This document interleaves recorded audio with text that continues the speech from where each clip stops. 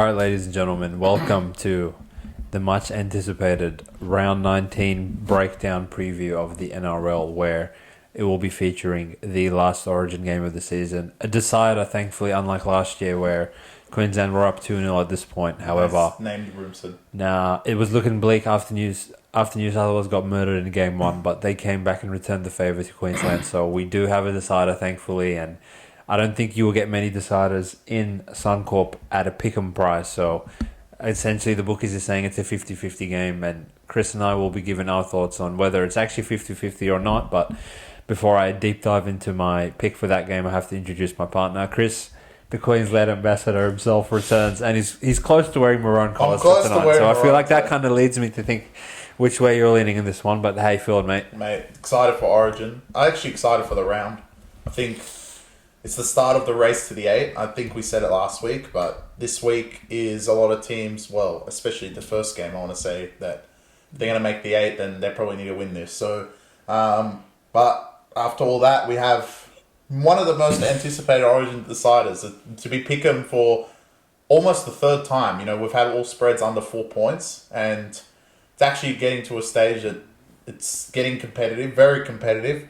Queensland selections have assisted that, which we're going to discuss in a second. But yeah, I think we'll start with Origin and we'll go through the I agree with you, mate. round. Normally we start with the New South Wales lineup because that's the big talking point. So let's keep doing that, and this time we'll be short and sharp and sweet.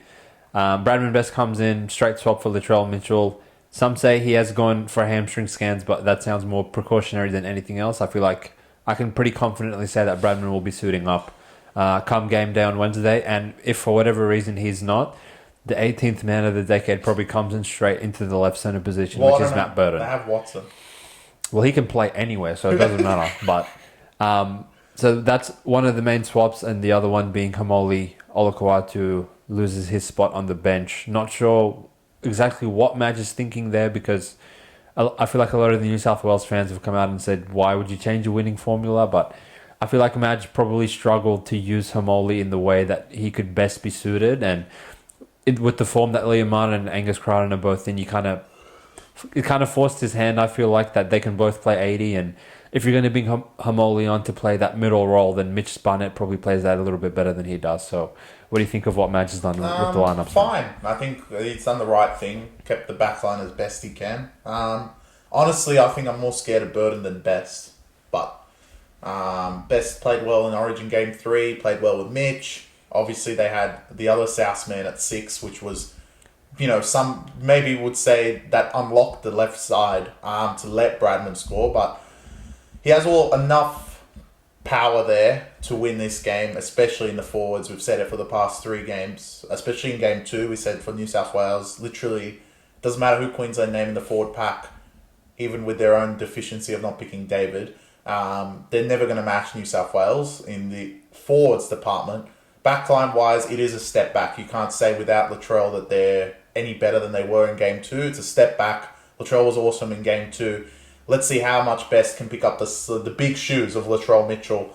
But yeah, Hamoli Olakau'atu, interesting. I mean, I don't think he played bad in either of the games, but you can't really judge him with the time that he got out there. Agreed. And I think Madge has just gone, look, I'm just going to go with form. Martin, Crichton, they can play 80. They play 80 for their club.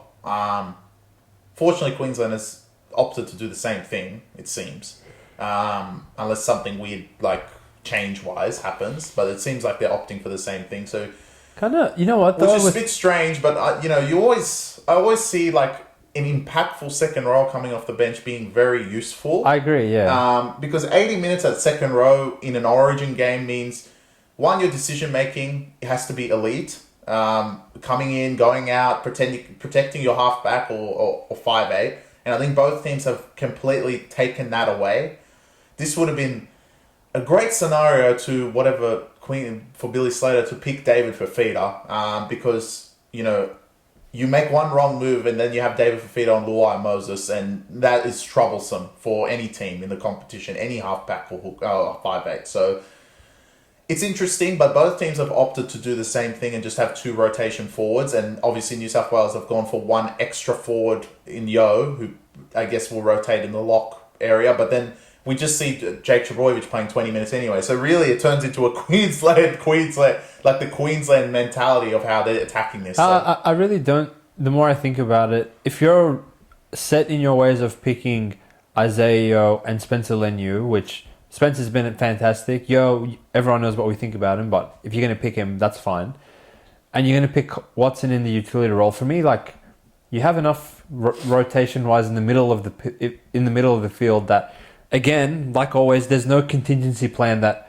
What the fuck are you got? Like, let's say Liam Martin does his hamstring in the 10th minute. Barnett can play second row. Yeah, but is he better than Olakau'atu at second row? No. Of course not. No. And, I think what Madge has opted for, in my opinion, is a player that can play that position and not thought of the origin mentality that pretty much this is the best elite 17 players, and a lot of them can play in different positions. We saw it last year with Hines. Obviously, can't play centre. Yeah. But most of the time, you plug any of one of these elite players where they are, they're going to play decently okay. Like, even last year, when Damien Cook had to play centre, really a lot of it wasn't his fault. It just wasn't a centre, right? But he played the position. And I think Madge has gone, look, all right, well, if I do get an injury, I'm just going to play Barnett there. But is Barnett the caliber of player of Olakau'atu at second row? No. Okay. Can Olakau'atu play through the middle? We haven't seen that for Manly, but I don't see why he can't. So what in the hypothetical that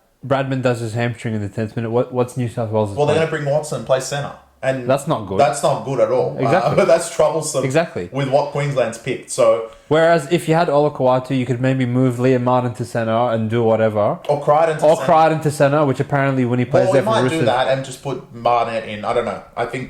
But Barnett is definitely part of the rotation to be, in quote, with what Madge said, to suit a faster game. I like Barnett's selection. I'm saying he should be there with Hamoli, and they should just fuck off Isaiah Yeo should have gone. Because there's no reason for him to play. I agree, Yeo should have gone. And obviously Watson, the utility of the year, is not the utility of the year. This is easily Burton's spot. I said it in Game 2. Game 3 again, this should be Burton. I mean, he's actually played even better form since Origin 2. Yeah.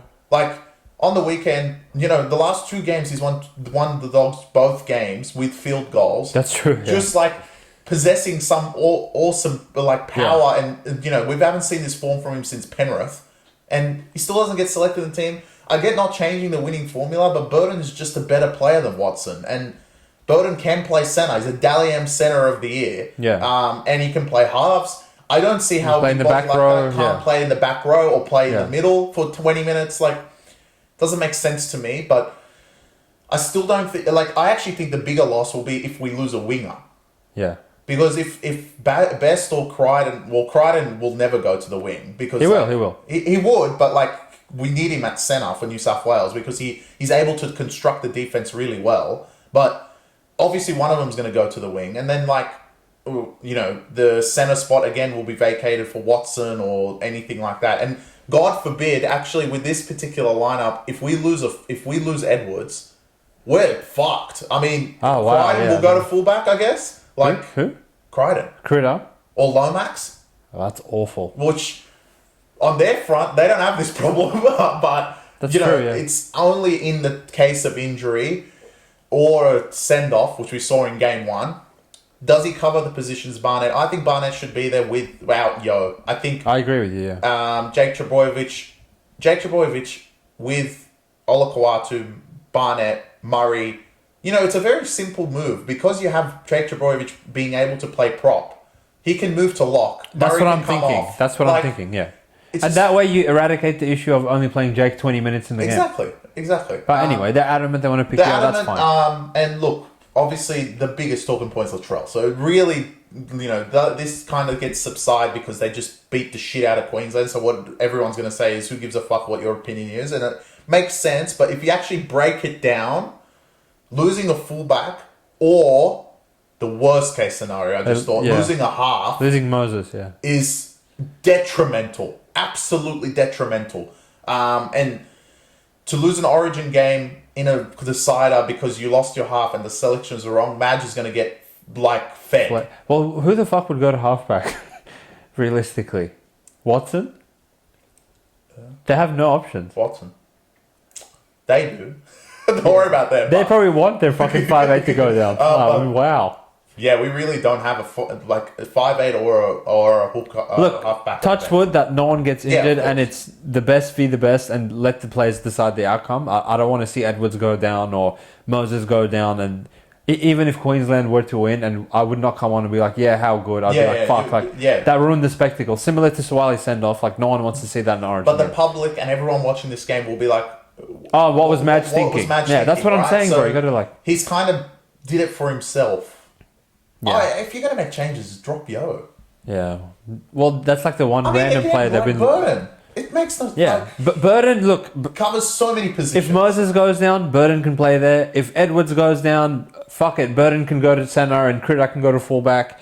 If a back row goes down, Burden can go there for the 20 minutes. Like, do you think Burden can play hooker for a short stint? Period of time? Fuck it. You can go play there as well. Ben Hunt plays there. He's bigger than Ben Hunt. Yeah. But, I mean... Look, anyway. We'll see. Watson's probably a better hooker than him, but that's fine. No, Watson, in terms of just exactly what Madge's game plan will be, is Watson for, Watson for Robson. But look, I'm not going to encourage any dirty tactics, but like, if any case that they take out Moses or Luai and get a sin bin for it, we're actually fucked. Yeah, well, it's going to be hard to come back. And it's going to be very hard. Like, obviously they'll have 12 players for 10 minutes, but like, we'll be even more fucked than they are, because not having a halfback or a 5'8" and putting Watson there in an Origin decider is not ideal. Should have picked Hines. They should have. Well, he would have been injured anyway. Yeah, I think like we've said what we said about New South Wales in terms of the team list, so we can move over to Queensland where there's a bit more movement and even more. Unfortunately, I would say not in the direction that we probably wanted it to. So obviously, the omissions of Xavier Coates and Murray Taulagi through injury force a few changes. Selwyn Cobbo comes onto the left wing, who he'll be paired outside of Hammer Time, it seems, at this stage. And on the right side, the ambassador of Queensland himself, Dan Gagai, returns to fill the right centre vacancy left, with Valentine Holmes going onto the wing for him. So before we deviate into the other changes, Chris, I feel like you would like this back line. I actually like it more. I would be, if I was New South Wales, I'd be more scared of this back line than did last time. I feel like there's a little bit more strike. I know Coates and Taulagi are good wingers at club level, but to me, I haven't really seen either of them step up and break a game open as far as Origin goes. I think there's a bit more game-breaking potential with Holmes, Hammer Time, Val, all these kind of players, like pace galore, first of all. Yeah, like the ability to create space on the outside with quality ball players like Reece Walsh and Cherry Evans and one of the boys that will be coming on at some point, I'm sure. That I think New South Wales, they would be up in a cold sweat at night thinking, all right, like we've got to be on our aim game. We can't give these guys an inch, because if they get behind our defensive line, like I know that Edwards and To'o are not going to catch these boys because they're pretty much a track team. Well, our fastest player is our halfback. So, I mean, yeah, literally. Literally our fastest player is Mitch Moses right now. So, obviously, Best is pretty quick. Mitch is a bit quicker. I agree. Yeah. But it is a very, very track team like backline. And I think, where I think of Val Holmes, this is like, as bad as he's been, this is he's itching for this, in my opinion. And I would not be surprised if he wins player of the match in this game with like 2 tries, because it's just his type of game. Yeah. To play on the wing, we forget how good he was on the wing when he used to play for Cronulla. Yeah, he was elite. And, when Cowboys put him on the wing, everyone was like, bro, he needs to play like closer to the ball. They brought him to centre and he's been great at centre, but he obviously got fed by Latrell Mitchell, which, no shame there. But on the wing, he doesn't need to have that much exposure. Like, he's on To'o or Lomax. To'o. Yeah. So To'o's obviously stronger than him, but in a track race, like a race to the ball, I wouldn't want to... To'o and Val Holmes is only one winner. Agreed. And, he's that player that can break the game open. Cobbo also being there's a big body, one of the biggest bodies in the back line. So from this point, I like the changes. Even though it was forced by injury, I still like the changes for Queensland at this point. I agree. I think they improved in those areas. So maybe we can transition over to where we don't like the changes. And actually, the more I think about it, and obviously David Fafita is the glaring one, but I feel like a lack of change is probably my biggest beef with Slater. And it's not again, I don't want to take shots at Tommy Dearden because he's a good player, but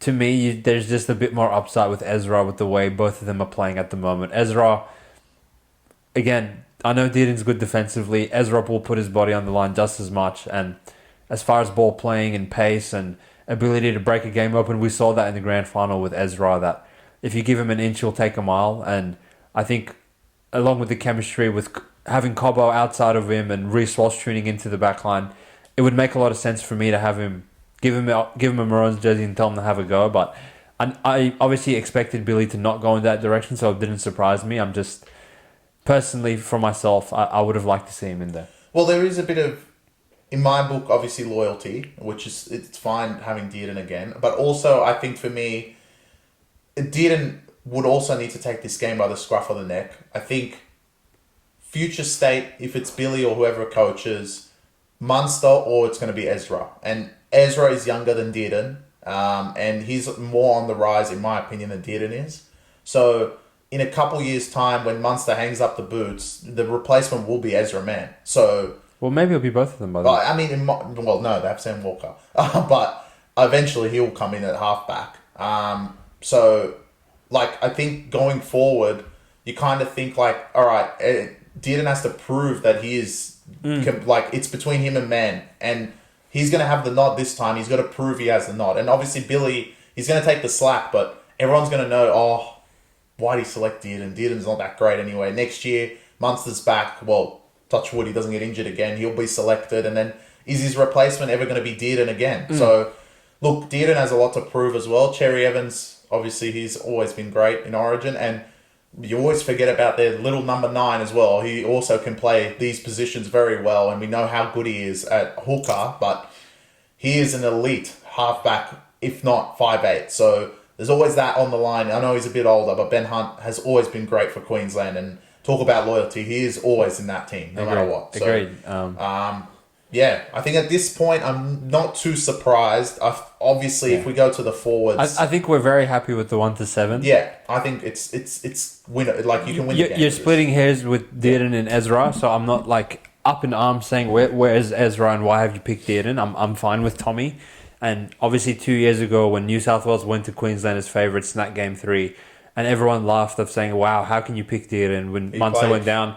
He was probably one of the best on field, so I know he's capable, and it's just about going out and doing it now. But I think like from this point forward is probably where why you're seeing Pickham in the market between these two teams, because 1-7, I think you could probably argue that I would argue Queensland's probably better than them. Yeah, they are. And they just don't have the strike, New South Wales. I mean, but where they do have the strike is through the middle of the field, right? So obviously Queensland running out the forward pack. Obviously Hunt at 9. So you got Ruben Cotter and Lindsay Collins in the front row. Nanai and Capewell. Capewell in the back rows. And obviously Carrigan retains his spot at lock. On the bench, a lot smaller bench than New South Wales one, that's for sure. We have Harry Grant, who apparently refuses to play for Melbourne, but he's all good for Queensland. He'll be coming on for Benny Hunt at some point. And in addition to that, Fodawaker will be coming on with Kafusi, who I like the inclusion of Kafusi. He can play a bit of a hybrid middle role where Billy has the option to delegate him both through the middle of the field and on the edge if something goes wrong.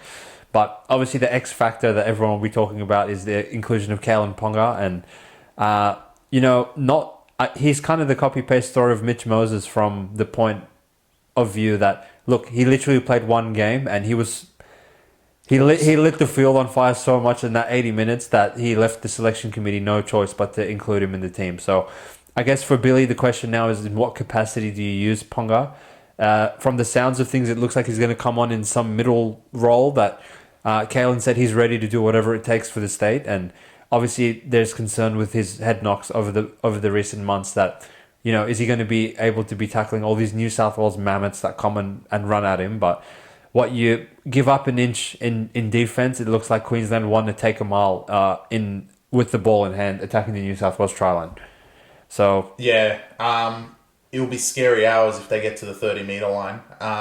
New South Wales, they haven't been tested to the strength of 13 on 13, and I get that, but it doesn't look great. And a fresh set on the 30, in my mind, will mean 4 points. Okay. I mean, if you have an outside shift of Kalen to Walsh to Hammer time, I don't know where the defense is going to go, to be honest. You need 14 to throw that, bro. What the Billy, wake up. David Fafita, if you added him there, I mean... I guarantee you that'd be -2 right now.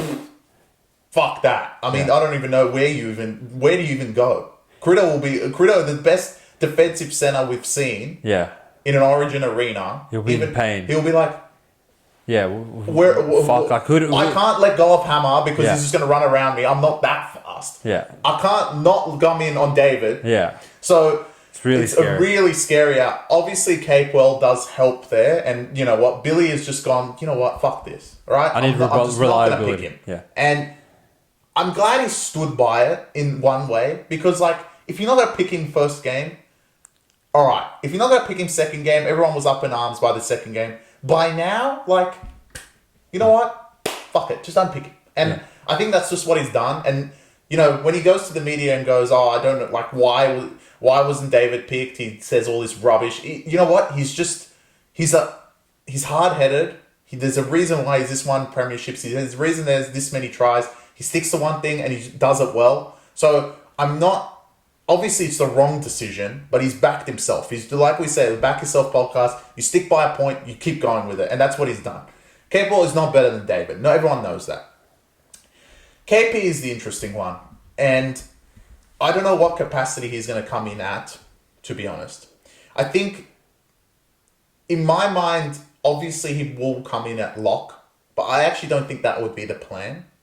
I think he might come in at dummy half, which is going to be a bit weird. I think Ben Hunt has a really quick stint. He comes in at dummy half. The forwards switch around. Carrigan goes to prop. And then Harriet will come in lock. I think that's what Billy's plan will be for Kalen.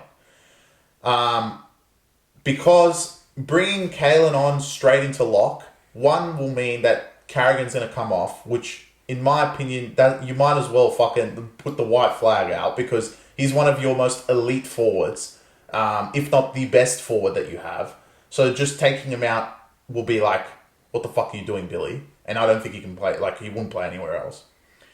So I think, in my mind sitting here now, that would be his plan, which is a bit strange. I think, you know, just having strikes through the middle is one thing, but you got to actually think who he's sacrificing for. And if you have Ben Hunt and Kalen through the middle, that's when the New South Wales forwards will really get on top of you, right? Even Ben Hunt, even Harry Grant and Kalen forwards will really get on top of you. Especially the way Reece Robson plays, because he runs the forward a lot. So I think, look, it's still going to be that, but I think Kalen will play a hooker role towards the end of the first half, and then Ben Hunt will come back on, and then Kalen might slot in somewhere in the back line a bit later in the game, you know, maybe for Gagai, maybe at centre, I don't know. I can see that happening. I totally disagree with the dummy half thing. Well, I just don't know where Kalen kind of fits in. I know he's going to come in early, but it's just hard to think where he's going to play in. I feel like he might not come in early. No, I think he might. I think there's two aspects to how Billy's looking at this. One is he wants the coverage that Cobbo gave them in game one, for sure. So by default, he knows that if anything happens, he has the best backup option you could ever have in terms of anyone playing 5'8", anywhere in the back line. Kalen can come in and he has no stress whatsoever. On the other hand, if all goes to plan and there's no injuries, he has options with how he can deploy Kalen. He does. I'm not hating your idea of Gagai coming off at some point and Kalen getting a run somewhere in the back line, but I do not see a situation where Harry Grant's playing just some random fucking position in the middle of the field. Like, for Kalen to be at hooker and Harry Grant to be at lock, like, to me, I don't really see the dynamic of, okay, you're picking two hookers and neither of them are playing hooker at a certain point of the game. I don't see, like, how that would work out. Yeah, I just don't know where it comes in. I mean, the Gagai side is this side, I would say, is where New South Wales is the most vulnerable, away from Critter, right? Critter's been fantastic at centre. He's kind of kept Hammer Time out of the game as much as he can, even though Hammer Time is the best. Back to what I was saying. Yeah, I mean, to have two hookers in there and not have either of them playing hooker, I get it. It doesn't make sense. But Billy's selections don't make sense. You have to do something dumb. I reckon Billy's going to cook. I believe he's going to do something fucking... I believe too, but this kind of... We said it about Manly. It scares me how their shifts are going to work. And that's why I said once you get to the third try, put 4 points on the board. Fuck that. I mean, if Kalen's playing centre, you know he's going to be on free run. So he's coming on the other side as well. This is not fucking Turbo, Cola, Saab, Garrick. This is Kalen Ponga, Reece Walsh, Hammer Time, Cobbo. Yeah, I mean, elite, all on one edge. Scary. Yeah. And with David, I would say they're more scary. But like I said, I'm completely on the side of, you know what? Fuck it. Just don't select him. At the end of the day, Billy's going to take the slack for whatever happens in this game. If he wins, no one's going to remember it because everyone's going to remember what New South Wales did, right? No one's going to remember if they win. So, look, roll the dice. We're at home. We have the more skillful players. They might not have the better squad, but they have the more skillful players, without a doubt. Which I want to... I think that's like the biggest takeaway. I think the game lies a lot in the hands of Cherry Evans. Of course. I think like Queensland's path to victory, sure, like the players that we mentioned are going to put points on the board, but in terms of steering the ship around and managing the game, I think knowing that you're giving up probably a fair bit in the middle, I want to say, the only way you can overcome that is with you need your options throughout the game in terms of where you're kicking, when you're kicking, what option you're taking with the ball in hand. And Cherry Evans is going to dictate a lot of that for Queensland. I don't think Dearden is that type of player that he's going to be putting his fingerprint on, where they go on the field and when they do it. That's going to be Cherry Evans. And obviously, one of the best halfbacks in the competition in his mid-30s. He's been there, done it. He's seen it all. So he can lead the squad around in the best way possible. But devoid of a Cherry Evans, at least 9 out of 10 performance, I'm really not that confident in them being able to win. But I am confident that he will give him that. It is the king of the turf, right? And, they've done so much at Suncorp, so many years with him. I think also Ben Hunt, he wasn't that great in that game, and we know how great it can be for Queensland. How many times it's broken the back of New South Wales. So he also has a big part to play. But I think it's honestly the bench. And Harry Grant was awful in game 2. Awful. He's been awful pretty much most of the year. For him to just come back and do one game, we know how good Harry Grant can be. And if he dictates the middle of the park, we're really going to struggle. It's essentially the bench. And it's up to him. That's actually an interesting point, right? Because I think Harriet's been so god-awful, not only for Queensland, but for Melbourne as well, that you actually kind of forget what the fuck he's capable of. Yeah. Like, I think back to when he made his Origin debut and he came on for Ben Hunt probably like after 30 minutes, and straight away I was like, holy shit, like, Cam Smith's just retired and we're going to have to concede to this prick for the next 12 years now. But to be honest, like, especially game 2, wow, he was awful. But again, those key position players, fullback, hooker, halfback, it's hard for them to play well when the forwards are getting absolutely killed in the way that they were in game 2, right? So I'm not going to put shit on a hooker for playing bad when they literally had no possession until they looked up at the scoreboard and saw 34-0. Agreed. Now, I guess that leads us to the million-dollar question that, okay, if we're going to say that New South Wales have a crazy good forward pack, in my opinion, Cam Murray, Liam Martin, Angus Crichton, Jake Trbojevic, and Payne Haas. Wow. And Leniu off the bench.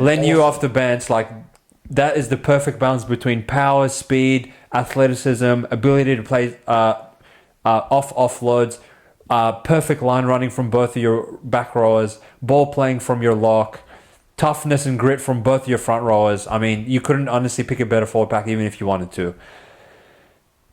Do you think Queensland have the capability to go with them enough for their outside backs and their key position players to bring them over the edge and win them the game? They need 40 minutes. And I mean, if you go to Queensland and just defeat to the forwards, then, this team wasn't as great as everyone thought it was. And that first game was essentially the send-off, right?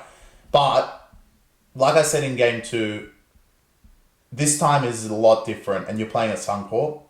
You could kind of say, okay, Queensland kind of gave that away wanting to winning at Suncorp. I don't think that's true because they were very poor. But are they going to be poor for a third game in a row? I can't see that happening with how good Queensland have been in the past, especially at Suncorp. Yeah. So, look, if the forwards running of New South Wales, they're going to get that on top of us. You know, when Lineau comes on, it's always scary hours. When, you know, Barnett or Yo comes on, it's always scary hours, right? But by that point, if New South Wales are already down 12-0, the chasing points for New South Wales, one in game one, you could argue that they could never do it because they only have 12. But I actually don't think, even if they had to chase it, they wouldn't have chased it. I agree. And them getting points on the board, they have to lead to get the points on the board. And if they're not in front, which is not a guarantee, because what Queensland have, even without their bench, can get points on the board. We said that in game two. Yet alone this time, in my opinion, the backline's even better. They can definitely get points on the board. If Queensland spring to a 12-0 lead, it's curtains. I mean, I agree. I don't care how good the forwards are off the bench. If you give them hope, you're fucked. They could lose 13 plus. I'm actually willing to go out and say if Queensland score first, these guys may as well go full time. Yeah, because look, you give them hope, you give them an inch, they take a mile. They've done it so many series. Now, if New South Wales come out like they did in game 2 and score first, that's when the game will be in the balance. And the forwards will need to dominate for a period of time. And like you said, as much strike, skill, everything that Queensland have, the most important thing is to not lose the forwards by that much. They're going to lose it. How long do they lose it for? And, you know, how they're going to lose it. If they lose it for like 50 minutes, but 30 minutes they're on top of them and they G up, you know, Queensland can probably get 20 points on the board the way they play. So at that point, you're like, well, can New South Wales score 20? That's up for question. Well, the recency bias that everyone, they can. Whoever's listening to us will think, oh, they just scored 30, whatever. I promise you, like, New South Wales can't score like that. Don't think that there's this high-powered offense that as soon as they get in the 10-meter line, they can execute it and score tries.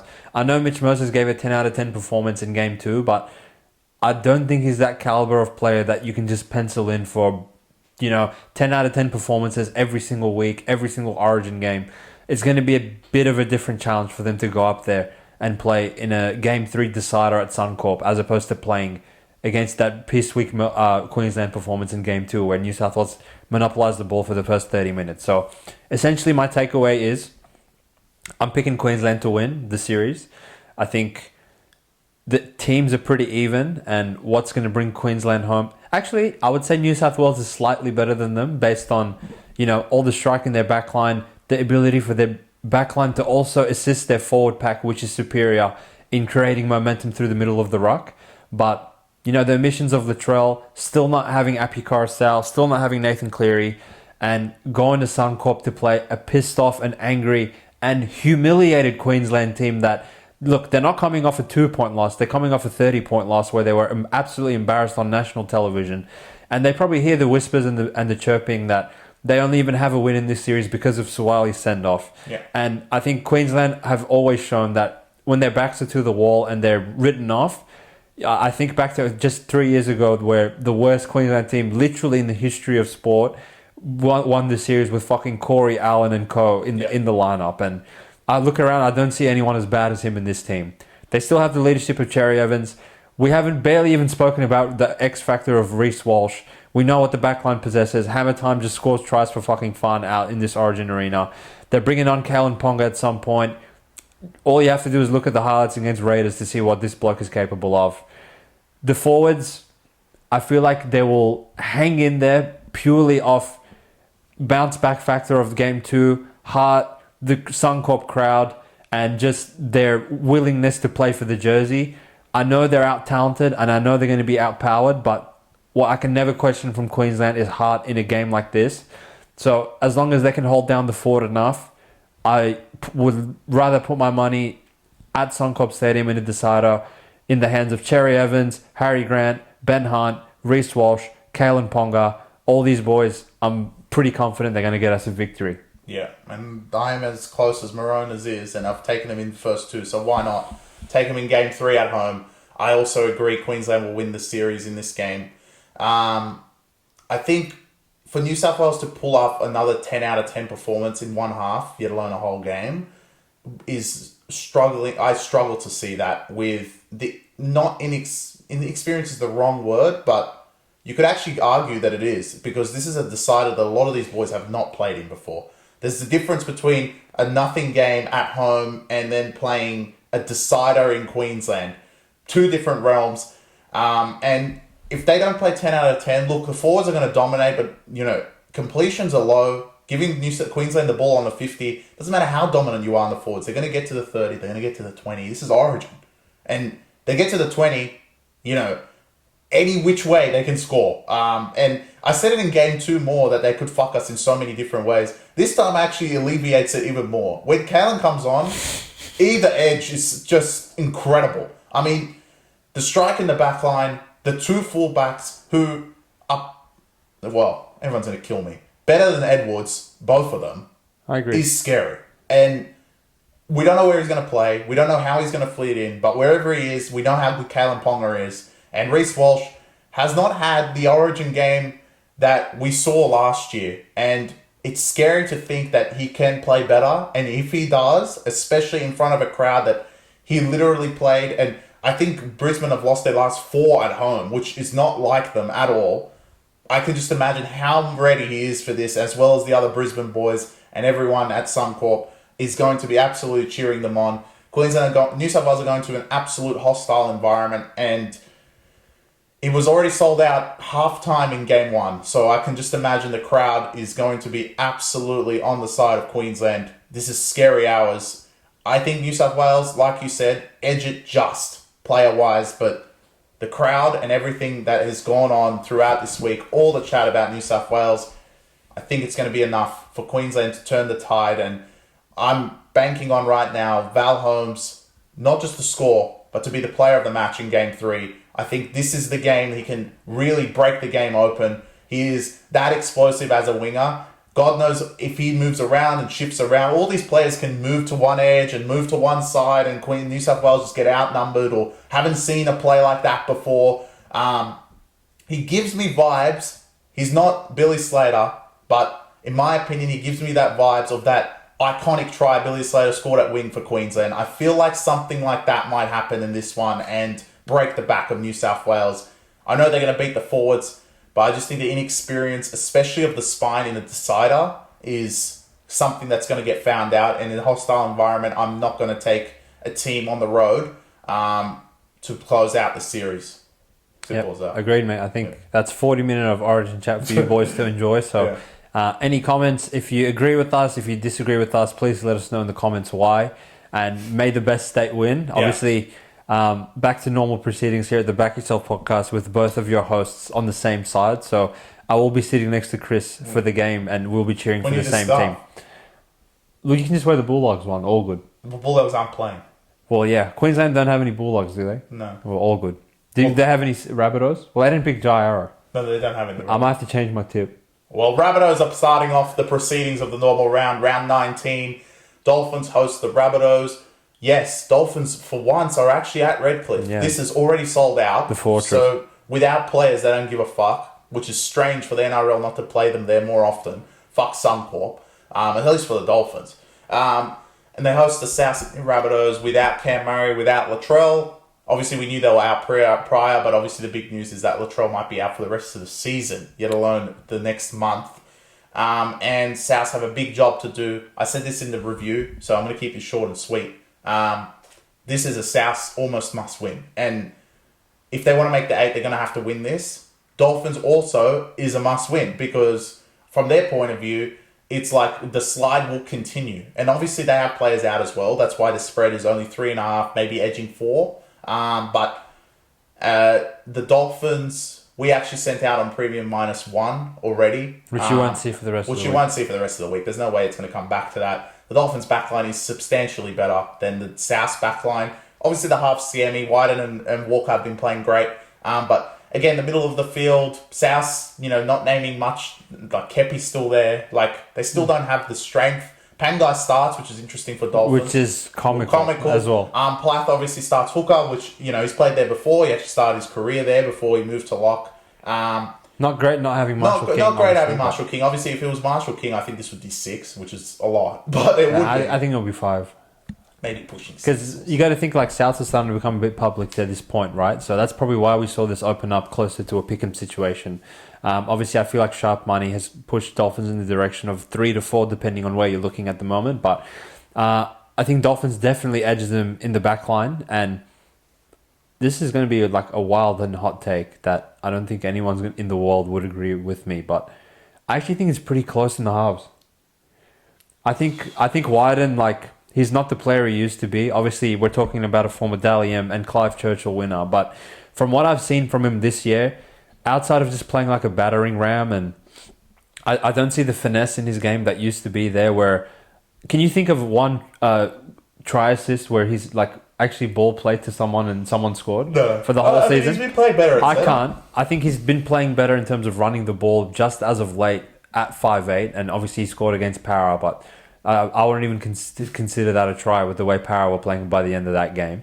And Cody Walker, he's not the Cody Walker of old that used to have 35 try assists to his name once the season ends. And, you know, not having the ability to initiate Latrell into their attacking plans, who are they really ball playing to when you peel back the layers? Jai Gray, I mean, he was okay on debut, but he's no Latrell Mitchell. The forwards, Kaloma Tongi's in good form, and Jai Arrow's hanging on for dear life. Apparently, he's going to have one more game under his belt before he goes under the knife and takes that operation on his bad shoulder. Kepi's god-awful, and Burgess is pretty good, but outside of that, I really don't see much strike in the Rabbitohs forward pack. Cheekham's awful player as well, and there's probably more awful players coming off the bench. Kepi's the really bad one that, like, once Manly throw you to the wayside, there's really not much to come from there. I think South, if he gets the six, is the right side. I wanted to like allude that into my point with Dolphins is just quietly, like, Katoa has been fucking absolutely killing it this whole season. And there was a reason that these pricks were in the top 4 for so long. One was apparently to get our best bet record down as low as humanly possible in the first 10 weeks. But secondly, I mean, this guy is setting up tries, kicking 40-20s, kicking fucking like JT every game. And for a 20-year-old kid, I think like his development throughout the season has been very impressive to see. And just quietly, when you look at the try assist column, Nick Kareem is actually probably doubling up, I would say even both halves of Souths put together. Yeah. So once you put that, all right, if you want to even give Souths a small lean in their favour, fair enough. But once you look at what they're working with, you look at Avarillo, Farnworth, Bostock, and Asako on the right wing, and Trey Fuller, who can probably hold down the fort much better for hammer time than Jai Gray can for Latrell. I just think the Dolphins will have a little bit too much strike in the team for... Also considering that they've strung together a few losses and they're coming off their bye. I feel like I make this point every week and it never comes to fruition. But again, Wayne Bennett coach team is probably a little bit different to a fucking Jason Riles soon-to-be coach team getting coached by Trent Barrett. So I'm pretty confident in the Dolphins are going to get the job done. At Redcliffe, which, Chris, like you mentioned, they don't play there often. But when they do play there, they make it count. Outside of getting raped by Raiders, normally they're pretty good there. So... I'm happy to be on the -1.5. I think we're on the right side. Getting raped by Raiders is like... Yeah. I mean... Apparently only Dolphins can pull that off. I think that leaves us to the next game, which is comical. Because the next... All right, Tigers, listen up. Wow. Shark's real, so I mean... Why? Tigers don't show up to PointsBet Stadium. It's going to be back to normal proceedings. Now that Hines is out, Sharks going to start covering. I've seen this movie too many times. I know exactly what's coming. As Chris said, and sorry, Chris, I'm going to steal your point, but I'm going to give you all the credit for it. All those cunts that are at home doing tap dancing on the floor saying, yeah, I'm on Tigers plus 13, 12, 11, 10, 9, 8, 7. Now it's 6. It will probably close at 5 for no reason. It's not going to matter because I actually think Tigers might lose by 20 plus in this game. They're dead. You cannot take Fada Ape all the way to PointsBet with Lob next to him with a straight face and expect to cover. I agree. I mean, Sharks, wake up. Wake the fuck up. They will wake up. Your star is out for the rest of the season. Your season's done anyway, but you can't lose to Tigers. Yeah. And to string the number of games you've lost in a row is just incredible with the teams you've lost to. I mean, wow. The backline helps with Katoa coming back from his concussion injury. Atkinson, the winger of the year, goes into 5'8", which is hilarious. To be the 5'8" Teague's back. Obviously, Talakai got suspended for whatever he did. That was an accident. It was an accident. The forwards still like the try July King, Hamlin Llewellyn goes onto the bench. Tigers are awful. I didn't see Isaiah Papali'i come in. Stafford Toa's not on the team. Olam's injured again. They're not full strength. Tigers suck. Why is this 6? Yeah. I think there's been a lot of... Essentially, look, we're the only insane people that can just line up and take the same pricks every week and not bat an eye, but I feel like the punters have really been let down by Cronulla in the last 3 weeks and they've just had a bar of them. And off the back of Hines being out, we saw this open at 13.5, got all the way to 6. Is Hines worth 7 points? The way he's playing, he's worth 7 points in the other direction. So that's a lot. That is a lot. I really would be interested if anyone disagrees and they think that Tigers at +6 is the right side. I would love to hear your argument in the comment section, but it's not even at Leichhardt, which Jesus. I mean, we saw him at Leichhardt last week. And they lost to him at Leichhardt. They're even beyond Leichhardt's help now. And thank you for raising that point, Chris, that you can't lose to Tigers twice in this same fucking year. So if Sharks lose this, I'm scared of what I'll come on here and say about them. So Sharks, wake up. Somehow you blame Hines. Yeah. Hines, you broke the team's morale. We haven't said it. We don't like to make fun of people injured, but I don't understand how you break your ankle and get syndesmosis at training. You know, he broke his fibula and he's tore ligaments in his ankle at training, which like you said, I'm not going to go into this. I'm not going to kill him for getting injured, but obviously we wish him a speedy recovery and we want to see him back as soon as possible. Sharks are only going to go as far as Hines takes them, so not seeing one of the better players in the league, obviously even though he's out of form, is not great to see, but I really am curious as to what the fuck happened in training. That the syndesmosis I get because you can roll your ankle anywhere, but the fracturing of the leg, I feel like I wonder what drill these pricks were doing. But agreed. Saying that, it does give any team outside of the 4 a layup into the 4. Yeah, agreed. Yeah, dogs. Which I mean, looking back to a few weeks ago, it's your fault. Because when you said that Sharks are a shoe-in for the minor premiership, they haven't won a game. So that's the power of the curse of the pod at the moment. Yeah, but, exactly. Speaking of a team with no power, so the Parramatta Eels unfortunately don't have a bye. They go to Gold Coast Seabus Super Stadium to play the high-flying Titans in this one. A spread that opened at Pickham, went to 2.5 after the Titans' big win. Sorry, went to 2.5 after Parra got killed by Souths. Went to 4.5 after the Titans' big win.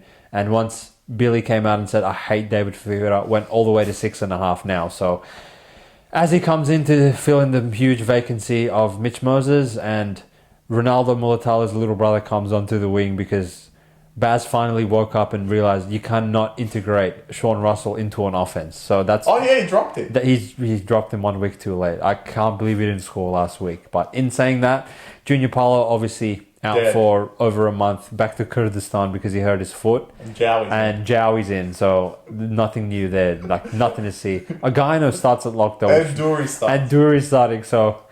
They do have a bulldog. As far as the hierarchy of back yourself favourites, Para possess a lot of them, but Titans, they have potential, serious potential, because Manu is in the reserves, and AJ Brimson, obviously we call him Manu because pre-season he said he thinks he can be the next Manu at centre, and that's just stuck with him now, but apparently he can't even fucking get a run in the 17 anymore because Kinney is just playing that good, so... The Prince of Bali, he's unstoppable, and the way he's been playing, I want to say that when Brimson was in there, he was playing fantastic as well. But I think Kinney's been playing so good that Des is looking at the formula of the last couple of wins that they've had and said, I can't take this kid out of there right now. So, Chris, as the Eels ambassador himself, what are your thoughts on this 6.5? Can you really go to the well again with these pricks? Or would you say there's potentially a theory as to playing for a coach that isn't even in the building? Yeah, well, look, I think the Para team absolutely got questioned all of this week through press conferences. What about Riles? What do you think of Riles, etc.? And Gutherson, as the leader of the squad, basically said, "Look, I'm not my best anymore." And obviously, we all know that he's aging, his knees giving up on him, and for him to go out and say, "Look, I'll play anywhere. Wherever Blaze wants me to play, basically, I'll play." And Blaze obviously moves to centre. There's obviously been talk he wants to play centre. Next year is the big debacle of where's Lomax fit into this, because you cannot physically drop Penasini. He's been probably their best all year outside of Mitch Moses, maybe Dylan Brown, but outside of Mitch Moses, maybe Penasini's been their best and most consistent, at least out there all the time. So that goes to the mentality of the club, but they said the same shit about BA and they got him fired, right? So as far as I'm concerned, this should be like 8 because Para are awful. Wow, Titans 8. Titans, I know, but it's the way they're playing is just the right way of playing, and Para's defense on the weekend was scary with the speed that the Titans have and the speed of the play the ball. They seem like they're going to just fucking carve them apart, especially in an afternoon game. Why are you doing this, Chris? It's us. So what's going to happen is all of a sudden Para's going to have a fucking crack. And look, if they do have a crack, I think there is a narrative behind it in my case, is that now that their future is set, they know that Riles, whatever he's doing... Where is he coaching now? Dragons? Who cares? Wherever he is now, he's obviously watching. No, it's not Dragons because he said, fuck Dragons, I don't want to go there. Is he still at Roosters? I think he's at Roosters. Or Melbourne, no. Melbourne. Well, regardless, he's got one eye on what he has in store next year, right? And which is a lot. It is a lot, right? And that is a big feel for a club that, look, they have not, as much as everyone thinks they should, they have not gone into a rebuild. They've gone, fuck it, we're going to fucking try and win a premiership, right? And it's the right way of thinking of it. I don't know cunts out there thinking that there should be a rebuild. You fucking have Mitch in his prime. But anyway, so there is one eye on that, but Titans also have the upside of, can they still make the 8? They're in the shot. They're not that far behind. They're on the same points as South. They've actually played pretty good most of the season, outside of the first couple of rounds. So since then, they've actually been great. Beating Warriors twice, beating the shit out of Warriors on the road, and then coming back home and beating them by 60, gets you in that position. Parramatta obviously have nothing to play for, and as much as Tigers are going to lose by, Parramatta probably won't lose as by much, so Tigers will stay behind them. Tigers lucky to get another win the way they're playing. Don't worry, they play Dragons. They'll even win. Do they play Raiders again? But no, they already played them. Remember round 1? They've already played them. So it's kind of up in the air. This is my toughest tip of the round because in my mind, when I look at the next 2 underdogs, they shouldn't show up here. Wow. Yeah, I just don't think Para's the right side.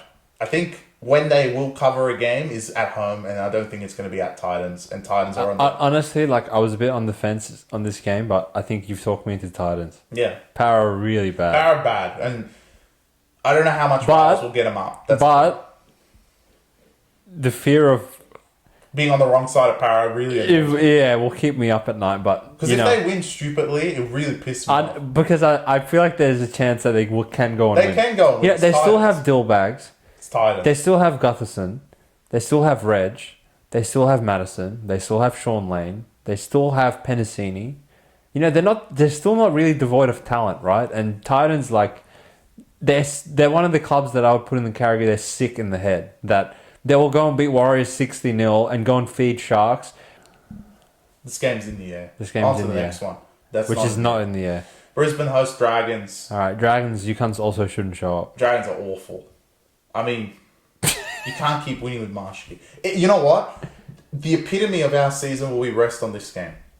If Dragons, as shit as they are, go to Brisbane and go to Penrith and win both with Marshke, I've seen everything. No, I agree. If Broncos lose this game, you cunts actually should be killed. In my opinion, they're going to finish below 9 if they lose this. They're going to finish below Dragons, obviously. If they lose this, they're 2 wins behind Dragons. They're literally a win behind South. Wow. I mean... Nah, look. Ricky's back. Ezra didn't get picked. They still have enough talent to beat Dragons. That's enough that needs to be said. Katoni's back. To only be -4.5 to Dragons, wow. Are they that bad? No way, bro. No way. They cannot be that bad. So as in, the backline isn't bad. Dragons won. It is. No Lomax. Dragons are really bad. Dragons are awful. To lose Hunt, they're really bad. The Flanagan's been playing like a... And I feel like they're actually they're on the verge to start quitting soon. Yeah, they're getting there. They've won 8 games. I mean, at this point, they can't come last. Yeah, but you They're got not worse than Raiders. No, but you got to think like, how long can this go on for? Is it going to get to a point where they're 11-11? I don't think so. It might. I think they're going to quit. There's one game they're gonna look. Dragon season I thought was done last week. They're gonna win one of these stupid games, aren't they? Yeah, but it's not going to be this one. But they're not gonna win the next one. They're not going to win any of them. They're not good enough. Yeah, but they're fire up one of them. They can fire up. They might cover one of them, maybe not win. Sure, yeah. I don't think they'll cover. They're going to cover like one of the mammoth ones where they're gonna cover the Penrith game. where they go to Bluebet and they're plus 20. No, but they're Because Cleary will play. There'll be 20 at Cogra. No, I don't think Cleary will play after the bye. Don't worry about Cleary. They're going to beat them with Cleary again. But yeah, Dragons, like, I have no words for you guys, to be honest. They're really bad. They're really bad. Brisbane, no excuses. You just got to win this game. I mean, 4 is fucking short. If this was like 8, I would be like, don't take Brisbane because Brisbane just want to win. And that would be like, take the spread with Dragons. But the fact it's 4, just lay it. Like, I mean... I feel like I can't see a scenario where Dragons win. So I'm pretty confident. If you want to throw Broncos into your multis head-to-head, I'd love to recommend taking that. But if you're only having to lay a short line of 4, like Chris said, Broncos are horny for a win. And if you're going to win, normally it's going to be by converted try anyway. You're not having to lay 8 or 7 or some shit like that, which is what you probably should be laying. It's Dragons. So I'm pretty confident on this one. It's really short. Yeah, it's really short. Big, sharp money, I guess, for Dragons. It's blunt, in my opinion. It's blunt but sharp, right? Dragons, like... Wow.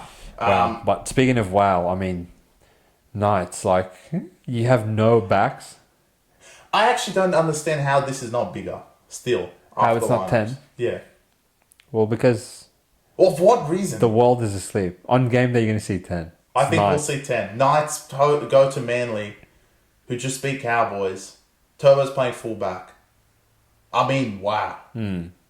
Wow. I mean, the Knights backline is hideous. All right. Maybe the worst 1 to 5 I've seen all year. So to think of Knights playing as god-awful as they did against Raiders... Minus this. And then scoring 300-meter tries to beat Para at home in a packed-out 27,000 attendant Hunter Stadium. Now you're going to subtract Gagai, Best, and Kalen, and you're going to go to Brookville with a straight face with Mapa Palangi. That's your plan, Adam O'Brien. Well, in a way, his hands are kind of tied, right? Because even Inari Tuala's dead. Armstrong apparently has already flown to the UK. He doesn't give a shit anymore. Yeah, where was Armstrong today? He's just like, I guess he's got both. He's got 2 feet out of the door. He doesn't give a piss. So at this stage, like you really don't have any players left in the backline outside of Marju. The biggest concern is you have Kant and Mapa Palangi. The other thing is that Brookie. It's a fortress. 4 p.m. in the afternoon on Sunday. And Turbo's playing fullback. Like, come on, bro. I mean, you still have Brooks, right? The 1 to 5 is great. It's as good as it's ever going to be, right? The Knights 1 to 5 is the worst I've ever seen. Backline alone, this should be 12.5. Think. But Manly's forwards are so bad. They're not that bad. Outside of Olakawatu. Nathan Brown's playing. That's not a positive. There. He's a simp. Simp and Simpkins there. Knights are better forwards-wise. But how much better are they? 2 points. They have Dylan Lucas at centre, don't they? Yeah. Oh. It's Dylan Lucas and old mate Kant. Dylan Lucas and Kant versus fucking Turbo and Garrick and Saab and Saab 2.0 and Lehigh. Wow. You can't take that to Brookie, bro. Honestly. Yeah. Even like spread-wise. Even Brooks is better than... How the hell are Knights going to score? Brooks is better than Price. Yeah. No, Knights are something else. Knights are something else. I mean, wow. Yeah. When I saw this before, I was like, wait a minute. And I think a 3-pit's on the line. It is. It's Knights. I actually think...